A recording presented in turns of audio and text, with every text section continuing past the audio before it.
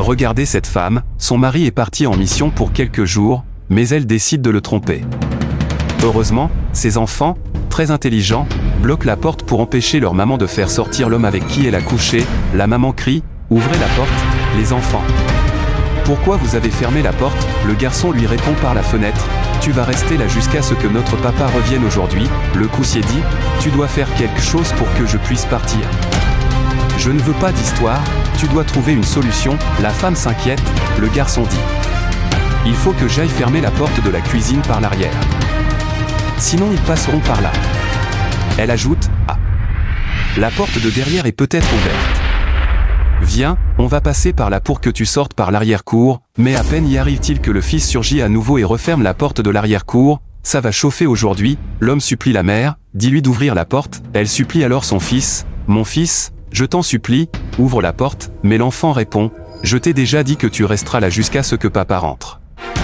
Je m'en fiche, et tu n'as encore rien vu. Les deux amants se rejettent alors la faute, c'est à cause de toi que tout ça est arrivé. Non. C'est toi le problème. L'homme propose, il faut qu'on trouve un moyen rapide de convaincre les enfants de nous ouvrir la porte.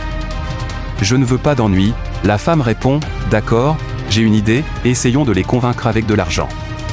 Tu as de l'argent? Peut-être que s'ils voient des billets, ils nous laisseront sortir, le monsieur dit.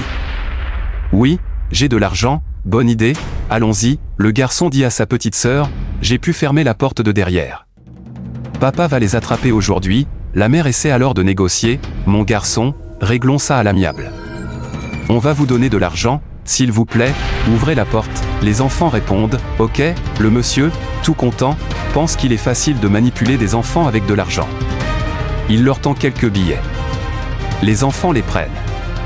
Mais le garçon dit, ça ne suffit pas, complète l'argent, ou tu restes ici jusqu'à ce que papa arrive. Le monsieur ajoute encore de l'argent. Le garçon toujours dit, mais l'argent est insuffisant, faut rajouter. La maman dit, complète cet argent s'il te plaît, on n'a pas le choix, obéissons. Le garçon réclame encore plus. Finalement, la mère donne tout l'argent et dit, maintenant, ouvre la porte. Le garçon répond, non. Tu resteras là. La mère, choquée, le supplie, mon fils, s'il te plaît, ne fais pas ça. Le monsieur, énervé, rendez-moi mon argent. Donnez-moi mon argent, il essaie de le reprendre de force mais n'y parvient pas. Il menace, si je ne retrouve pas mon argent, tu vas voir. C'est toi qui as tout causé, la mère continue de supplier, en vain. Les enfants ont pris leur décision. Le monsieur, stressé, tourne en rond dans la chambre. Il crie sur sa maîtresse, tes enfants ne peuvent pas me séquestrer ici et me voler en plus. Tu dois faire quelque chose, sinon je vais te faire du mal. La femme répond, tais-toi un peu pour qu'on trouve une solution rapide. Arrête de parler d'argent. Je ne peux pas me taire, car c'est difficile pour moi d'obtenir cet argent et tu me dis de me taire? Des disputes entre s'annoncent et la femme dit, nous sommes tous deux impliqués dans cette affaire et tu n'as pas besoin de crier sur moi. Elle appelle son fils par la fenêtre. Mon fils, rends au monsieur son argent s'il te plaît, et ouvre la porte sinon tu verras ce que je te ferai après.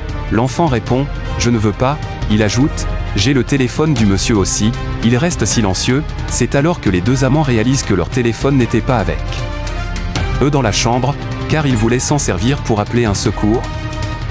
Le monsieur, furieux, si j'attrape tes enfants, je vais les tuer. La femme répond, pourquoi c'est moi que tu accuses maintenant? Les deux se disputent. La maman pleure, oh mon Dieu. Je vais rester ici jusqu'au retour de mon mari. Je vais rester ici jusqu'au retour de mon mari. La femme dit, tu mets tout le tort sur moi alors que c'est nous deux. Comment es-tu méchant? Elle toque à la porte mais ses enfants l'ignorent. Les enfants ferment la fenêtre pour éviter plus de problèmes et vont s'asseoir sur la terrasse, attendant l'arrivée de leur père. Regardez ce qui va se passer. Ça va chauffer, abonnez-vous pour la partie 2 et mettez la suite dans les